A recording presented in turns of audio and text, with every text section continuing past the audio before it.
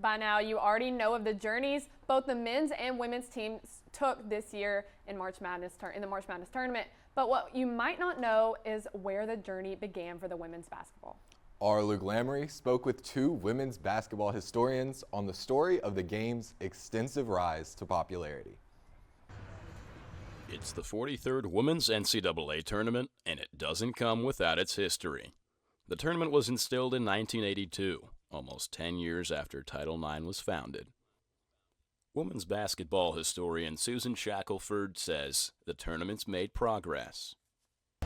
I think it's come a long way. I think in the 90s it really hit a pretty high pitch and it became hard to get tickets. In their book, Shattering the Glass, there are several of the great names in women's sports lining the pages. But you can't mention the Women's NCAA Tournament without mentioning one of the greatest coaches of all time, Pat Summitt.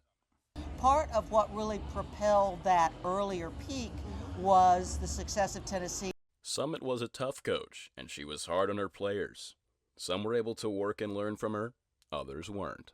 One day she ran all these suicide drills and there were 4 players and she said they went running in the last one and they ran up the steps of the gym and I never saw them again. Summitt even coached and played at the same time. She played on the first ever women's Olympic basketball team. And she had to work hard to be able to be in that Olympics because she had a bum knee. And she really got there with that knee and played, and that was the first time women played basketball in the Olympics. Summitt worked for years to try to get more media coverage for women's basketball.